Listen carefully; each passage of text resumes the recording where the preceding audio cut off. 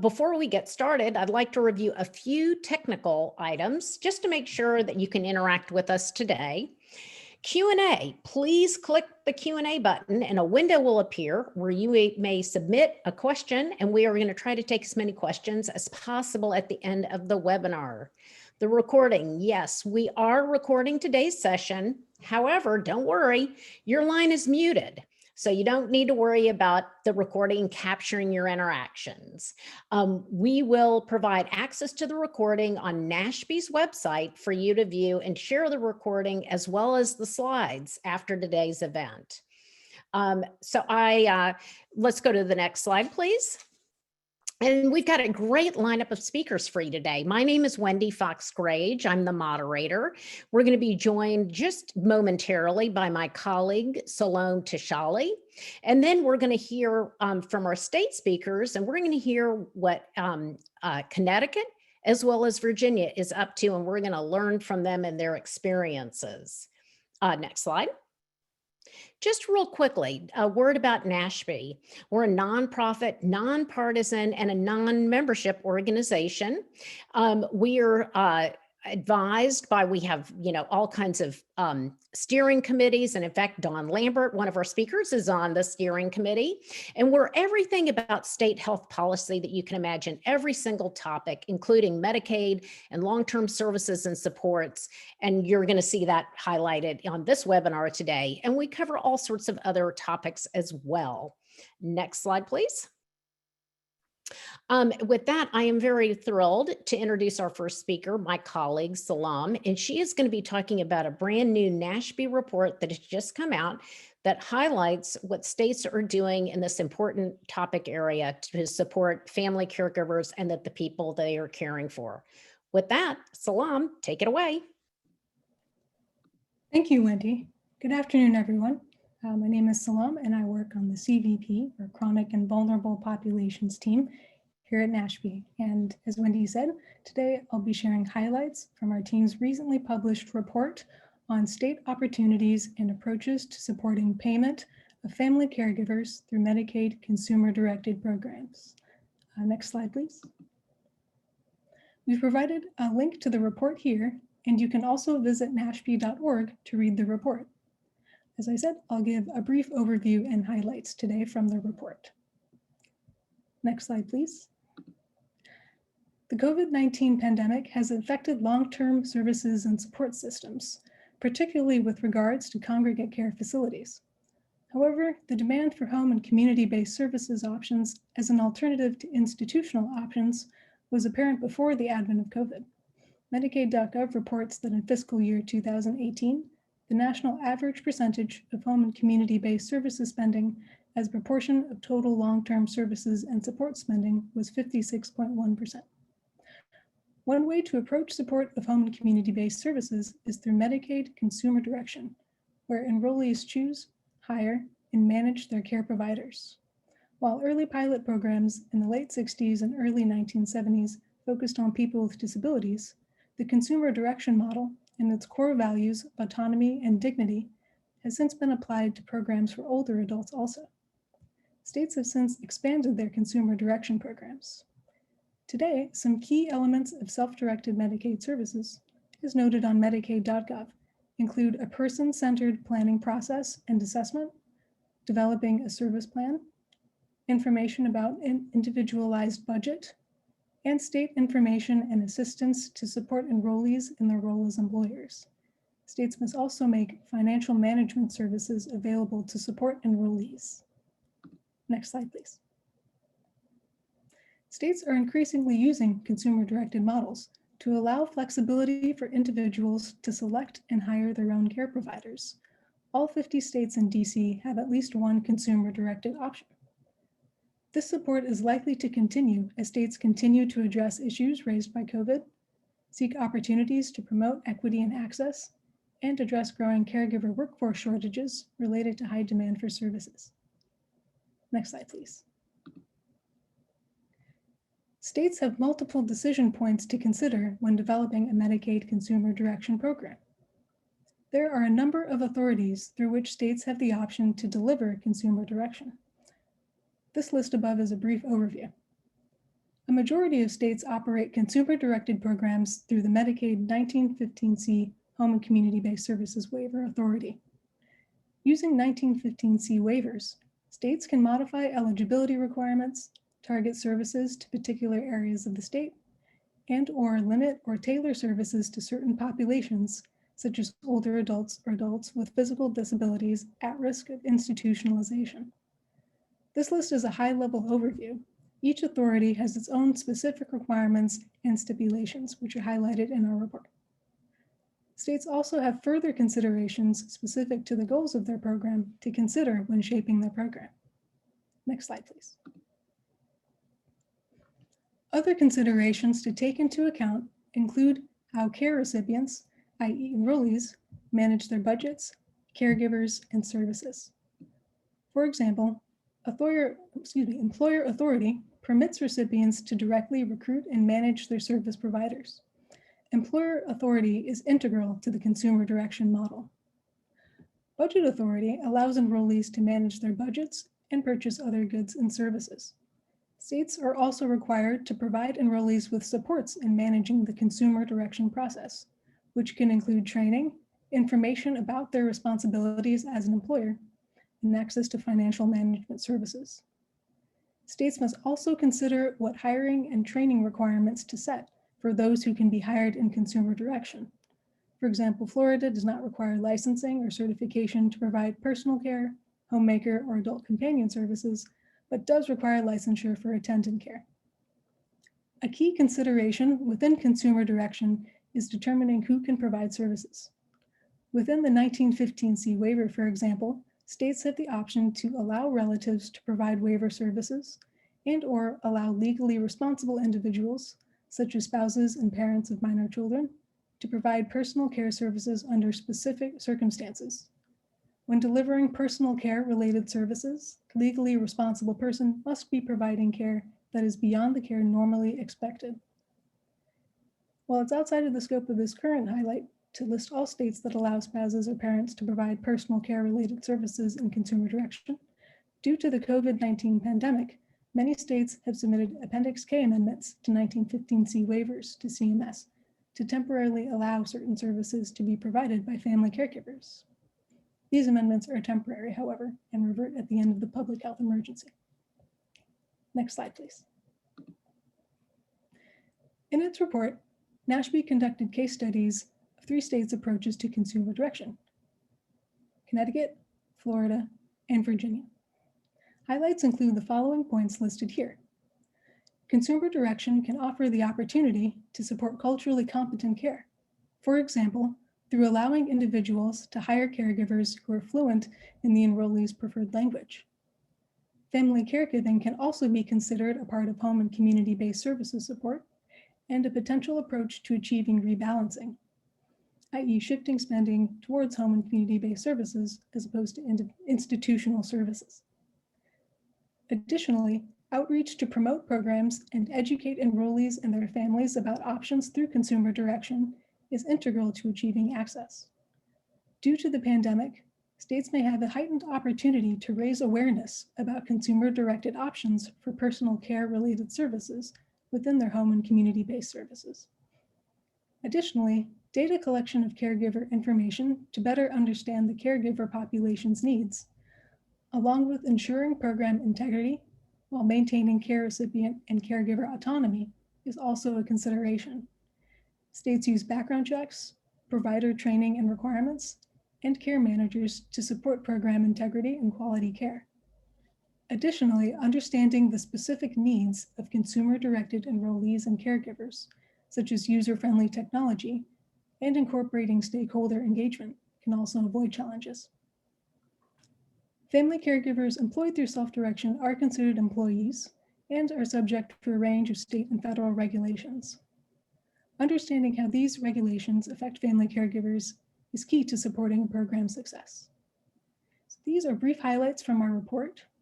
For more information, please check out our report at nashb.org. Thank you for your time, and now I will hand it over to Don Lambert at the State of Connecticut. Thank you, and good afternoon from the state of Connecticut. I am Dawn Lambert. I co-lead the Community Options Group here within Division of Health Services. I was asked to just tell you a little bit about the way that Connecticut supports family caregivers through the Medicaid program within the state. So next slide, please.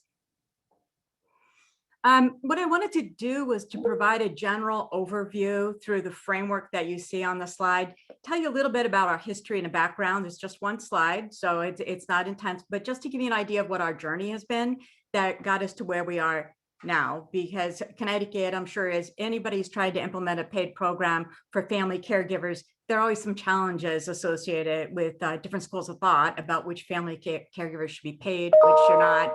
And we'll talk a little bit about those challenges. The second one is the way that it emerged in Connecticut really was through the role of rebalancing. And that's what Salam was just kind of pointing to, that sometimes this is a strategy and sometimes it becomes a little bit more under the magnifying glass through the lens of, are we equitably serving individuals in their choice of setting? Are they unnecessarily institutionalized? Do we have enough capacity in the community? So those discussions, and I'll tell you about our planning effort there, because that's what framed and launched community first choice and expansion to family caregivers. So connecting the dots from here's our history to here's the planning we did and who we engaged. Here's the new option that we rolled out, and then a little bit about our outcomes. Next slide, please. So our history, we did launch one of our aging and disability waiver, launched about the same time as our DD waivers, 1987, pretty much right after 1915 C waivers were permissible. And at that time, there was no option for family caregivers in our state. We did have a small adult family kind of an option. It was not, there was not a lot of, it was not highly used at all. Was viewed, ultimately it was eliminated, but we did have a small option available, but literally no Medicaid option for hiring family caregivers. Now in 1996, we started self-direction with the personal care attendant waiver, totally self-directed, and self-directed in Connecticut. With Connecticut means that the hiring, the firing, the managing is all done by the member, him or herself. And the fiscal intermediary is just there to actually support with the payroll processing. So 1996. From there, you can see that there wasn't a lot of activity until you see 2010, 2013, 2015. What ended up happening was around 2002, just after Olmstead and the Real Choice Systems Change Grants came out, for those of you who remember, in 2000, 2001, that's when things started to heat up in our state. There was a lot of visibility about, are we giving people a choice? How do we build the workforce? So the action that you see from 2010, we embedded self-direction for the first time. Gosh, that's only 10 years ago. Hard to believe it was only 10 years ago. Self-direction was permissible for our 65 and older population. And from there to 2013, we actually rolled out new adult family living, and 2015 community first choice, which expands the options for family caregivers. And we'll see over the next couple of minutes exactly how much that has expanded and addressed the workforce issues within our state. Next slide, please. All of this actually started though, back in 2013, the planning was 2012, and actually it started, as I mentioned, around 2002, but around 2011, we were actually asked by the governor for a formalized plan.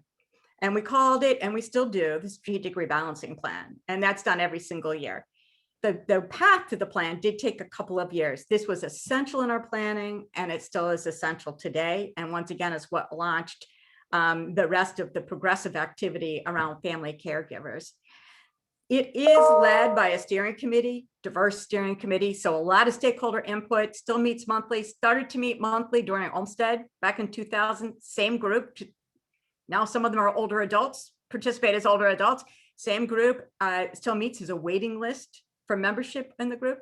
And that they are a group of 23 people, co-chaired by the state ombudsman and the immediate past president of the ARC in the state of Connecticut.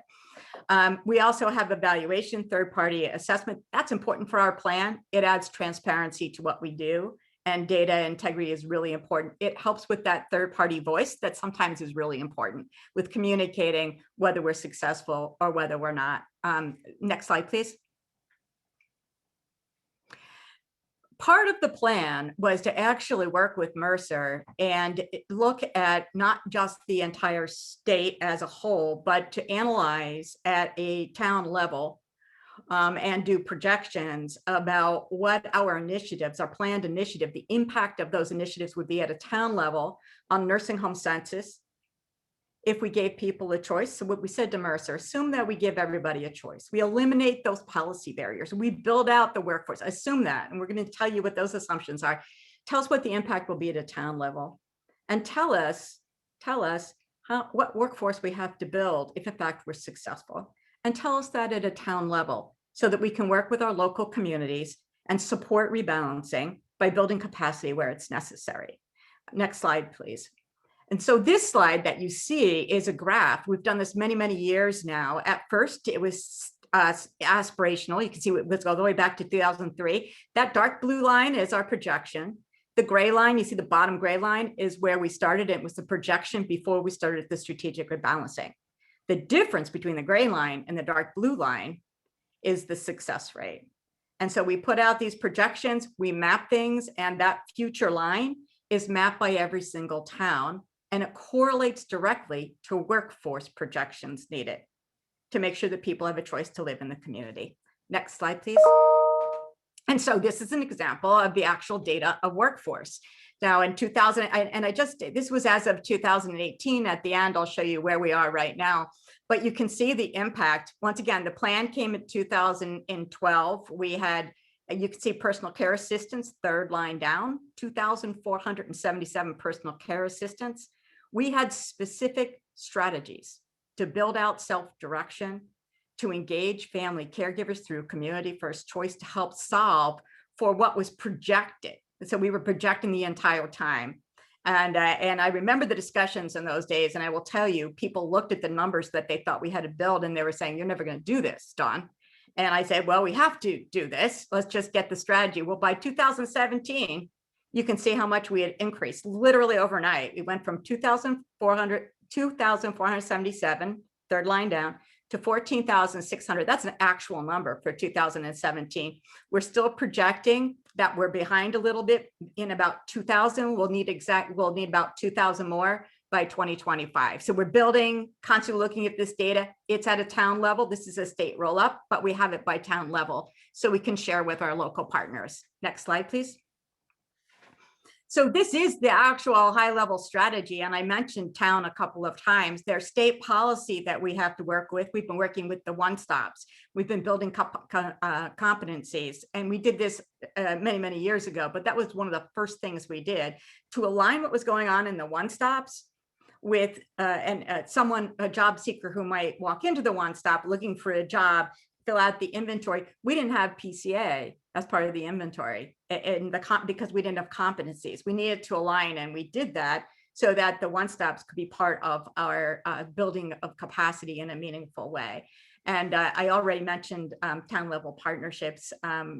We share the information, and we go talk to any town who is willing to come to invite us and to help us in building the capacity needed at a town level. The town level strategy is very successful in Connecticut. It makes it meaningful for people. It's about their neighbors. It's about their community. Very effective for us in the state. Next slide, please. So based on all of that, we went from the strategic plan to a specific strategy, which was community first choice, to the meaningful integration of hiring family members in a way that we had never done before. I mentioned that personal care assistance was embedded back in 2010, but it was restricted. The only way we were going to pay a daughter to help take care of her mom was if the daughter quit her job. And she had to provide evidence. This is just 2010. She had to provide evidence to us that she quit. She couldn't just be at home trying to get a job, trying to help her mom and get paid for it. She literally had to quit. Community first choice in 2015 changed that. We used to have there were the 3 lenses. In order to be a brother who would get paid to support your brother, there was a great deal of scrutiny around it because of 2 things. One is from the budget perspective, and all of us who've been doing this for a long time, you can hear the discussions now, right? It's not just in Connecticut. From the budget office, everybody thought, well, that means everybody's going to want to get paid and their family members. And so you're going to have the woodwork effect, right? We've all heard that. There's going to be an immediate budget explosion because these people are going to be new coming in. And my argument for that was, yes, but look how many workers we need. And these are workers who, and we've all heard this many, many times, workers who actually care, as well as for their family member, as well as actually providing care. Not to say that paid caregivers, that paid staff don't always care. I don't mean to say that at all, but there is nothing to me like a family member who wants to be there through that journey, being paid to do it if it's appropriate, and if they're if the member chooses it, not the daughter, but if the member chooses it, to have the family provide that service. To me, there can be nothing more dignifying than that. And I have a quick story about that. And the second one that we hear is these family members should be doing it anyway. Like, you're married, till death do we die, sickness and health, you should just do it. The family, you had the child with a disability, you're the mom, you just do. We've heard these discussions still exist within the minds of people, and people have different attitudes about who should get paid and where that line should be drawn. So we still have those discussions all the time. The quick story that I wanted to tell was about the cultural competency, and Islam mentioned this. The very first person who applied for Community First Choice, July 1st, the day it opened, there was a young man who wanted to apply for his dad. His dad didn't speak English. His dad did meet nursing home level of care, which of course is required, and spoke a dialect that I can't remember what the actual name of the dialect was, very, very rare, and also had advanced stage 4 cancer.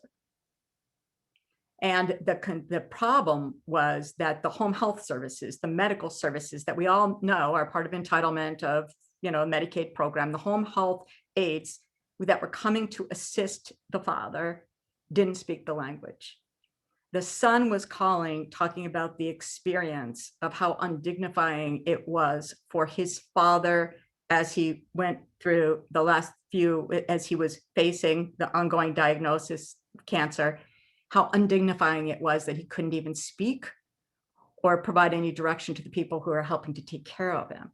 It was just so incredibly powerful to me. That particular gentleman, they did have a strong cultural network.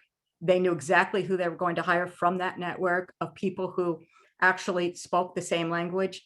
The gentleman lived for 2 years. His son called a week after he died and asked to speak to his and I will tell you, if you want to film something, you will never hear anything so powerful as a son thanking for the way that his father was able to die in a dignified way. It was absolutely amazing. And yes, some of the sons were paid caregivers for their dad, and gave up actually high-paying jobs in order to do it, which was not a requirement, but for them it was the honorable thing to do, and it maintained their own family stability, while giving their father the dignity of being able to die with family and people who understood his dialect. Sorry, I spoke too long about that, but anyway, I could tell the story, a couple of other stories. I will not. Next slide, please.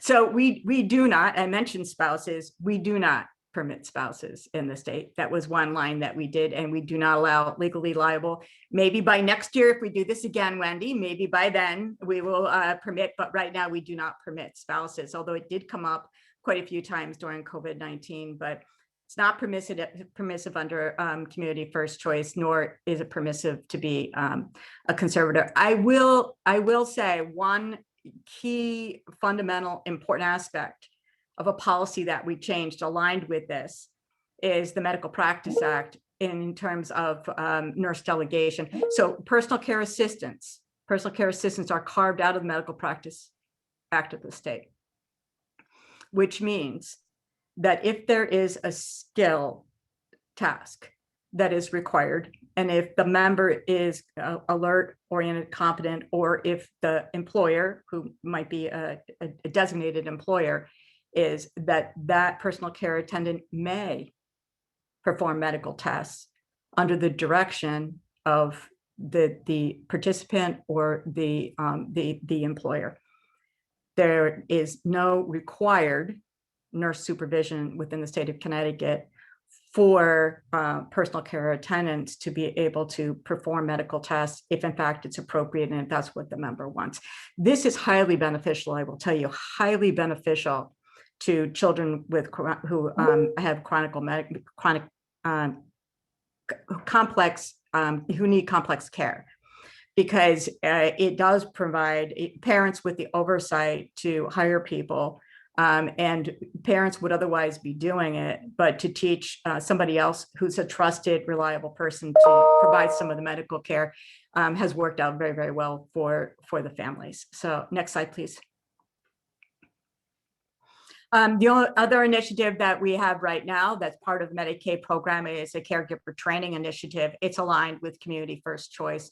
We did a number of focus groups and we learned that and you all probably hear this all the time too, that caregivers really need some assistance. They're happy to do it, but they really need some support, especially with medication administration, especially with behaviors generally related to dementia.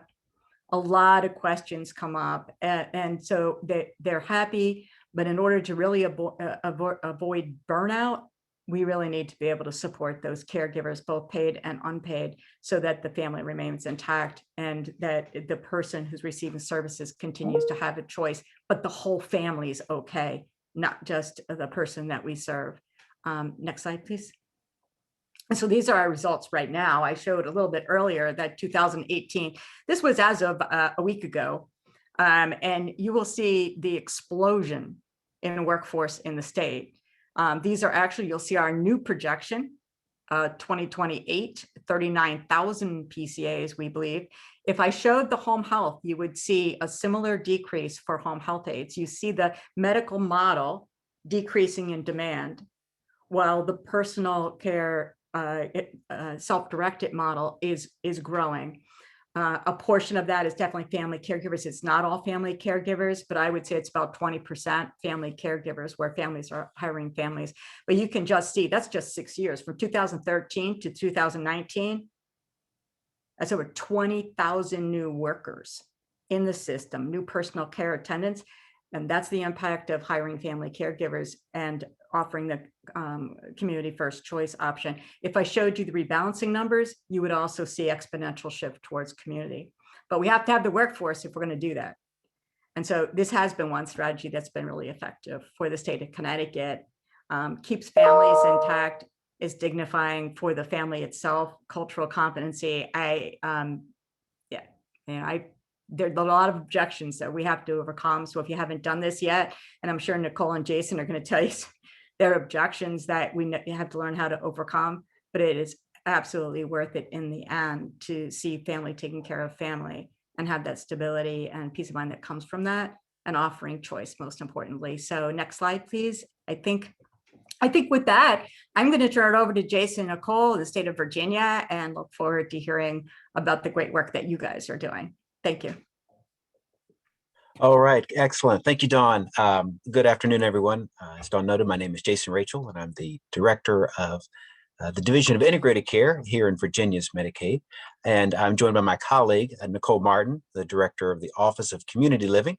And I'll kick things off for us, and then turn it over to Nicole to share some of the details around Virginia's efforts in paying family caregivers through consumer direction. But before we begin, I'll start with just a quick landscape of Virginia Medicaid. Next slide, please. So we are a Medicaid managed care state, and serving almost 92% of our 1.8 million covered by the Virginia Medicaid program in Virginia through a managed care product. When we have we have our Medallion 4, that is what we consider our traditional Medicaid, serving women and children, caretaker adults, and the newly eligible adults through Medicaid expansion. And those services include child well visits, acute care, pharmacy, birth and vaccinations, and behavioral health services, as well as community mental health rehabilitative services. And it does exclude long-term services and supports. And that's where the Commonwealth Coordinated Care Plus program comes into play, serving nearly 275,000 individuals. Those would be our aged, blind, and disabled, those that are medically complex through our Medicaid expansion program, as well as our duals are, again, all covered with our CCC Plus program. Just as with Medallion, it covers the full continuum of services, as well as our long-term service supports home and community-based services, a nursing facility, and hospice services. Next slide, please. So as I noted, Nicole will talk through the payment mechanism for paying family caregivers in Virginia. But I'd like to just share a couple of moments with you, some of our efforts around supporting family caregivers as a whole. And DMAS and the Commonwealth certainly understand the value that family caregivers bring to the healthcare delivery system. And we had the opportunity to work with the Center for Healthcare Strategies in a program known as Helping States Support Families Caring for Aging America. And it was a real opportunity for us to collaborate not only with national experts, but other states with regards to other opportunities in identifying as well as supporting family caregivers. We joined forces with our sister state agency, the Department of Aging and Rehabilitative Services. And the overall goal of that project was to develop tools to engage and support family caregivers, essentially to strengthen home and community-based living. So, we, again, wanted to recognize the role that family caregivers played in home and community services, and wanted to see how we could better support them in that critical role. Next slide, please. So we knew we needed to hear from others. So we convened a stakeholder work group made up of staff within our agency, the Center for Healthcare Strategies, as well as DARS, the Department of Aging and Rehabilitative Services, the Alzheimer's Association, AERP, and community agencies and community CBOs, community-based organizations like AAAs. And this group actually, in a very short amount of time, got quite a lot accomplished. Next slide, please. We we knew it was important to see what was already there.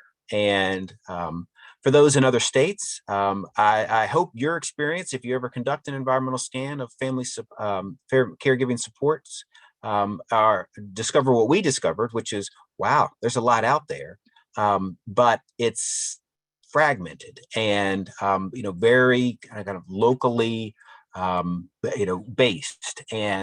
But there was a good amount of activity around supporting caregivers.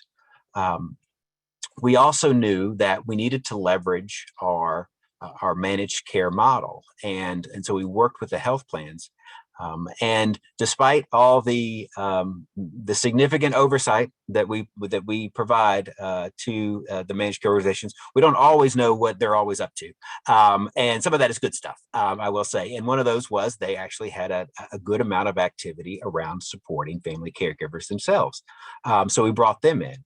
And we also recognized that the model of care that we engage in with the health plans to support our members and quite frankly support family caregivers, there was, well, I should say this way, there was an opportunity to leverage the model and leverage those touch points that already exist with in conducting health risk assessments, in developing plans of care that we could link into and engage family caregivers. And when I mean engage family caregivers, I really kind of both identify and support, and really kind of want to see where they are with regards to their stress levels. That we all know that For those that have been a family caregiver, it's not some linear, smooth a path, right? It's with regards to stress levels, it's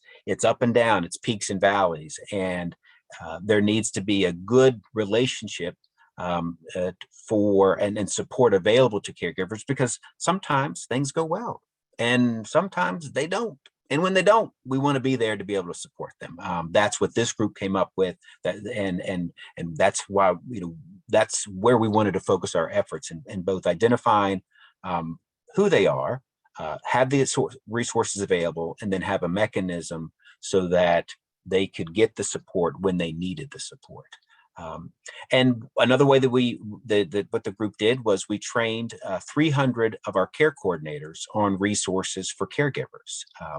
And this was, again, utilizing the natural touch points that managed care brought to rendering services for Virginia Medicaid recipients.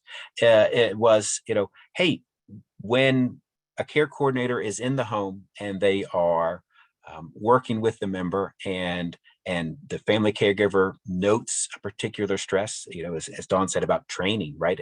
That there could be, they'd have the knowledge to refer them to a resource that could help them overcome that particular challenge. And so, this would be an ongoing effort, but we were very encouraged by the engagement and the level of interest by our health plans and the care coordinators, again, who are interacting on a daily basis with Virginia Medicaid recipients.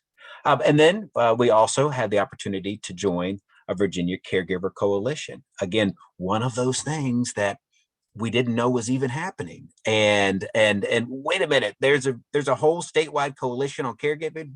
DMAS wants to be at the table. And so we invited them to our table and they invited us to theirs. And so, again, we see a lot of opportunity here moving forward with more creative ways that Medicaid can support caregivers, and as they support their loved ones and our members. Next slide, please. So just like everywhere and everyone, COVID-19 threw a kink in our plan as we were moving forward. We were looking to create that survey and use the natural touch points and get it, both identify caregivers as well as see where they are stress-wise and what resources we could make available to them. And we had to kind of put all that on hold, recognizing that COVID-19 really, well, it was tough on everybody, certainly, but wow, it was really tough on family caregivers as the lockdowns and everybody was home. And so we pivoted quickly to say we need to provide kind of information on supports that are available right now. And so we partnered with with Virginia Navigator, which is a guide here in Virginia to local resources to support those with disabilities and those who are aging. And we did an email campaign. I think they call it a drip campaign. I think that's what my techie people tell me, or my marketing people, where you just kind of just drop a little bit in and then you wait and then you give a little bit more. And so we've done topics on food assistance, housing assistance, and self-care.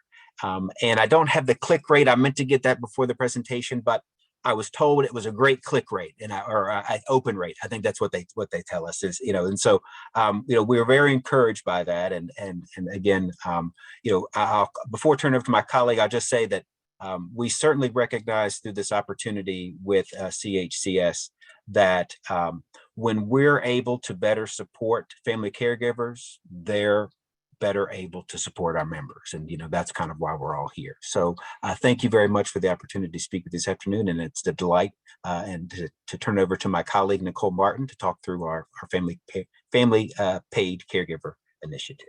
Nicole, all yours. Good afternoon, everyone. I'm going to talk to you a bit about our consumer-directed program, talk to you also about our family caregiving flexibilities, and some of the things that we've done during COVID and beyond. So first, I'll just give you an overview of consumer direction in Virginia. We've been doing consumer direction. I believe it started in the late 90s and really picked up in the early 2000s. We have experienced exponential growth since the early days of consumer direction. And right now, there are about 23,000 people who are choosing to direct their own services or to use consumer direction. Those 23,000 people employ about 30,000 attendants. And the services that they're able to provide are personal care, respite, and companion services. So we are very proud of our consumer directed program. We're very happy that this is able to, people are able to access these supports in the way that they want to access them. We utilize the employer authority, which means that the member or the person that they choose to represent them becomes the employer. They have all of the hiring decisions, all the authority to manage that employee, and sometimes they even have to terminate those employees. So they are the employer. The state is not a joint employer or a third-party employer. It is all managed by the member or their representative. Now, the one thing that the member or their representative they don't manage is the budget. We don't have budget authority in Virginia, but the rates are set by the Virginia General Assembly that the member or the attendant gets paid. So we don't have the authority for the employer to, designate how much money is being paid to the attendant. We do have a fiscal employer agent. Actually, there's multiple fiscal employer agents in Virginia now because we have managed care. So MCOs, they contract with fiscal employer agents, as well as for that very small fee-for-service population. They also have the state contracts with a fiscal employer agent. Services facilitators are providers that support the members in accessing that consumer direction. Because it's one thing to say, hey, you can direct your services, but you do need a middleman. How do I direct my services? So we have this provider, they're called services facilitators. They help the member develop a plan of care. They submit that to the authorizing entity, whether that's DMAS or whether that's an MCO. They also help the member get connected with the fiscal employer agent and help them get set up with their payroll. So that is in place for the members as well. Next slide, please. So family caregiving in Virginia, family caregivers are permitted to be reimbursed for services. That's true for agency direction and consumer direction. We have there is a caveat. The only generally legally responsible individuals are not permitted to provide services to be reimbursed. And that's, when I say that, I mean parents of minor children and spouses. But hold on to that thought because we're going to talk about that a little more. Family caregivers must meet the same requirements as all of the other attendants. They must pass criminal background checks. So the requirements aren't great. There's no specific training requirement that they have to go through. It's minimal requirements. So it really is who the member wants to provide that care for them. We don't really keep track of how many family caregivers there are. There's no official tracking mechanism out there because when we set this program up, we said, you can be a family member and provide care. So we didn't track it. We do believe, however, there's about 40% of the attendants in consumer direction are some sort of family member. And again, that is just what we believe. We don't have any hard data to support that number. But part of the reason we got to that number is we do track how many live-in caregivers we have. Because in this program, you could also be a live-in caregiver and be reimbursed. And a lot of the times from our experience, those living caregivers are actually family members. So we have about 40% of our population that are living caregivers, which leads us to believe that it's about 40% of family caregivers. And they are self-disclosing that they're family members, or that they're living caregivers. So living caregivers are treated basically the same as other attendants, but there are a few caveats. One, living caregivers are exempt from our electronic visit verification requirement. So they do not have to clock in and clock out. So they can still just put their time in through our web portals. And so it's not in real time. Living caregivers can work more than 40 hours in a week. So there are no limits to how many hours a week a living caregiver can work. But the flip side of that is living caregivers do not earn overtime pay. And just recently we started providing overtime pay. Back in January, we are able to pay up to 8 hours of overtime per week for people who are not live-ins. And then the other thing about live-in caregivers, there must be documentation while no one else is available to provide that service. We're not asking for huge documentation. Sometimes it's a language barrier. Sometimes the member, there's behavioral situations where it just makes more sense for someone who lives with that person or that family member to provide care. So it's not something that we are, we just want to see it in documentation that there's a reason why no one else is available. Next slide, please. All right. So remember, I told you to put a pin in that legally responsible, not allowing legally responsible individuals to be reimbursed. When COVID hit, there was big concerns about making sure that people were able to access the care that they needed, especially those folks who receive personal care services. So we're talking about people who are meeting the nursing facility level of care, or they have a developmental disability.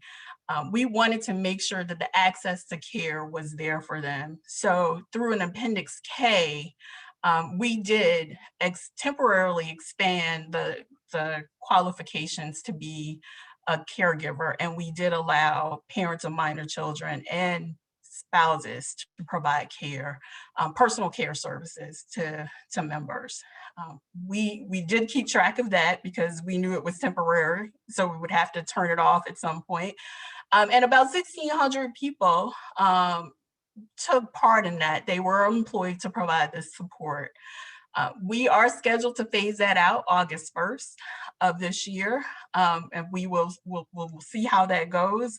We do know that people very much liked being able to provide that support for their children or their spouses. We've gotten a few inquiries about that. So I would not be surprised if this is something that is introduced in some legislative initiative next year to bring this back and make it permanent. But as it stands for now, we are scheduled to phase that out in August. Next slide. We also, during COVID, wanted to make sure that our consumer-directed population had access to other things. We wanted to make sure they also had access to PPE or personal protective equipment. We at DMAS distributed over 120,000 cloth masks by mail to our consumer-directed members. And that picture is actually our staff who went in and packed all of those masks and sent them out to our membership. We had those masks on hand through our emergency operations center for Virginia. So we quickly were able to get those out. But the real program we really wanted to do was to allow employers of record and consumer direction to be able to order PPE and receive it as they need it. I don't know if you all, I'm sure you all remember, there was a shortage of PPE at one point. So this was a bit of a feat, actually.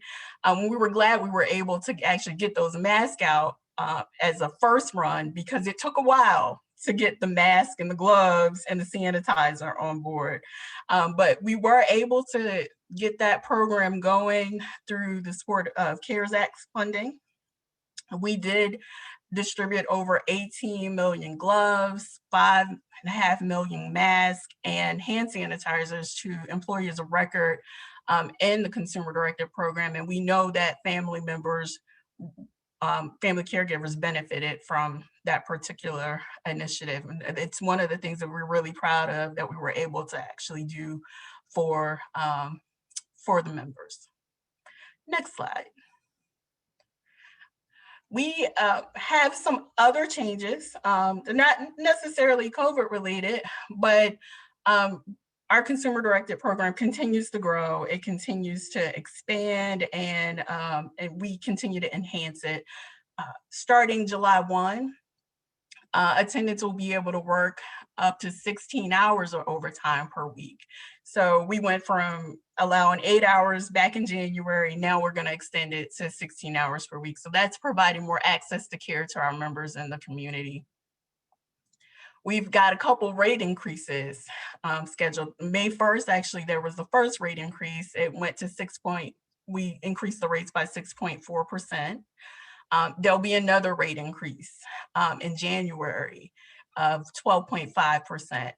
This is all, Virginia is getting a minimum wage increase, so we are staying on track with that, and we are above minimum wage. And both of these raises will put us above the minimum wage for Virginia.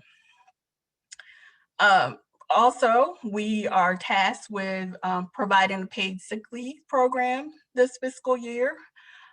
Attendants will be able to earn up to 40 hours of paid sick leave every year.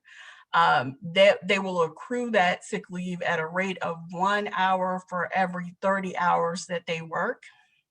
And that's for people who work an average of 20 hours a week or more. So we're very excited about that initiative.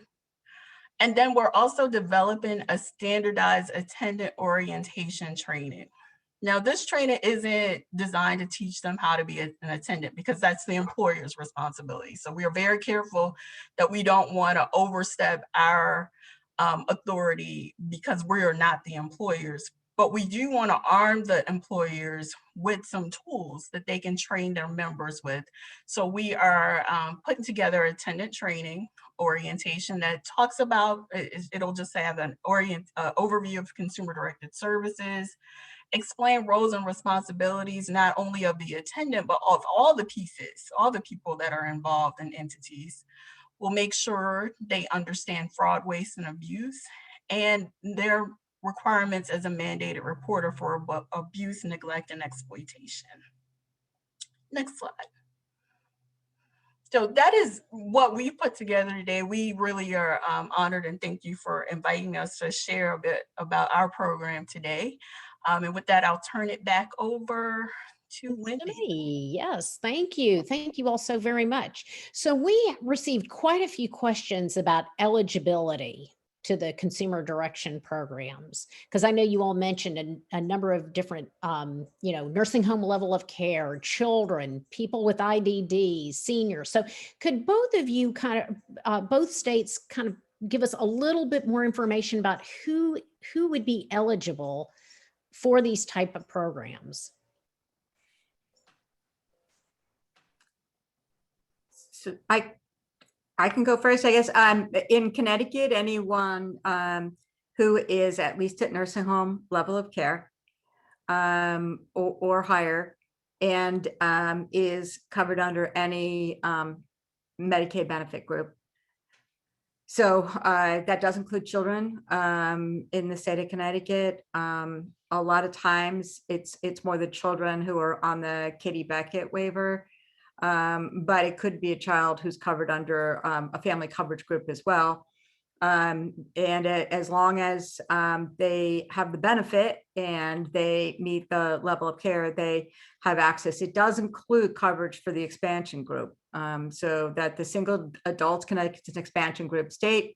And so that's a relatively large group in the state of Connecticut as well. So bottom line, if you have Medicaid and you need the service, you have access to the service in the state. In Virginia, the people who are using consumer directed services are generally enrolled in one of our 1915C waivers. So that would be our waiver for people who are older or have physical disabilities, or one of our developmental disabilities waivers. And then is the training for family caregivers, is that mandatory or is it optional?